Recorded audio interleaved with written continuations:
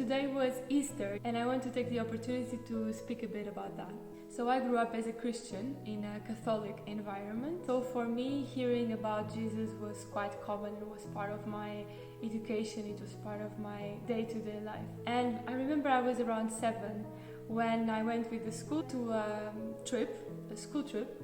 And they said, okay, now you spread around and you pretend you're speaking with Jesus. Like you imagine you are encountering Jesus just here and you just speak with him. And you can speak out loud or you can do how you feel. But it's important that you open up to the presence of Jesus. And back then I remember I thought, what? Like, really? And okay, let's give it a try, why not?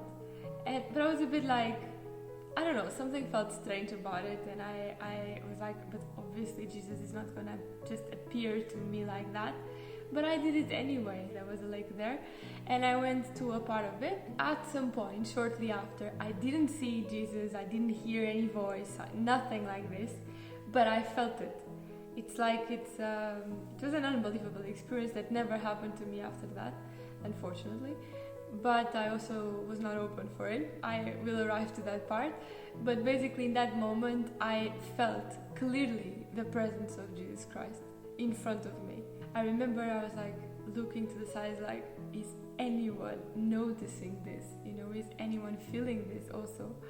And I didn't know how to explain, but it was just like this real feeling that Jesus was there listening to me. And it was more like a presence, not something I was seeing or that I was listening, but more like this state and presence.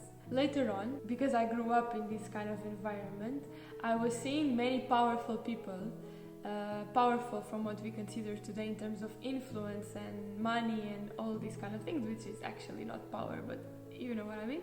And I was seeing them entering the church. We had a church in this school, and they were going there and making the sign of the cross and all that. And then I was a child, but I was quite a empathic, sensitive observer person.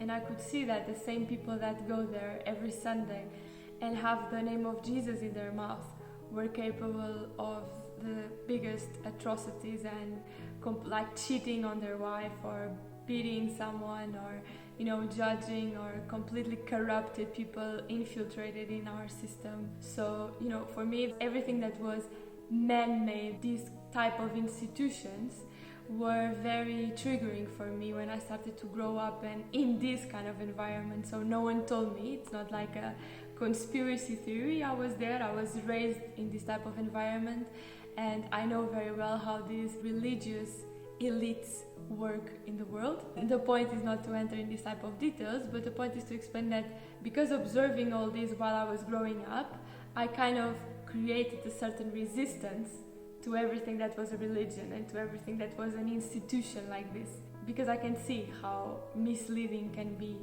in many ways.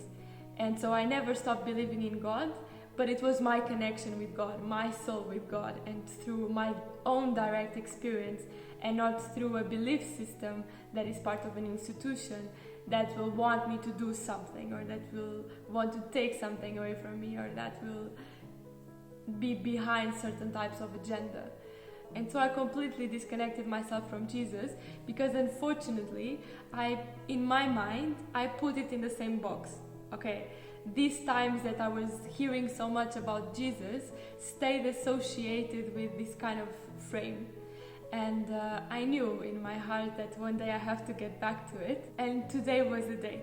So today was the day I opened myself to Jesus again, to the true message of Jesus and to Jesus himself, without any intermediaries and institutions and whatever. And I was noticing how many families, they take this day to gather, they make huge meals and all this.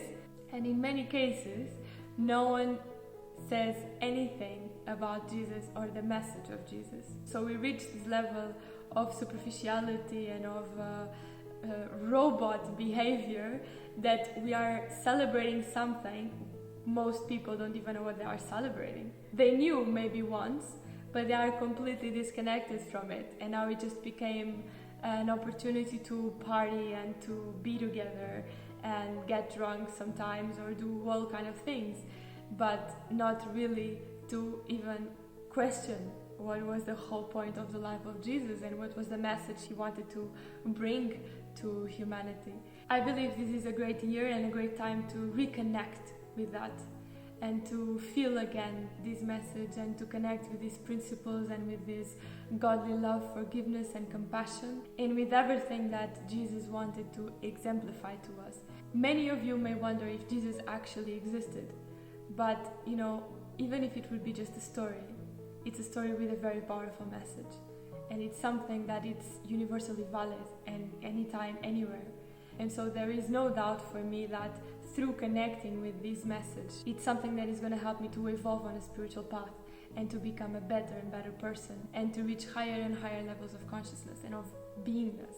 So I'm very happy that I feel today I gave one little step to open up again, to feel Jesus in my life, because also, as many traditions also talk about, it's more than just a person. We are talking about a state of consciousness. Many people call it Christ consciousness. This is what I'm talking about, exactly how I felt on that beach when I was a little kid.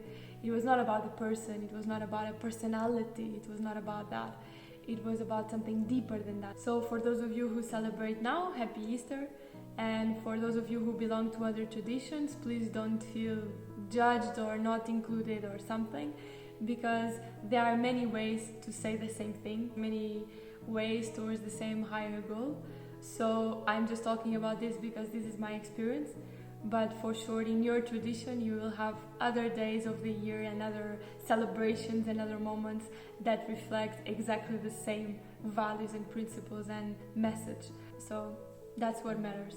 I see you tomorrow for more, and we will get back to the 5 elements. We spoke already a bit about mental concentration, about love and devotion, but we will go deeper than that, and we will continue not only deepening those elements, but moving on and mentioning few others.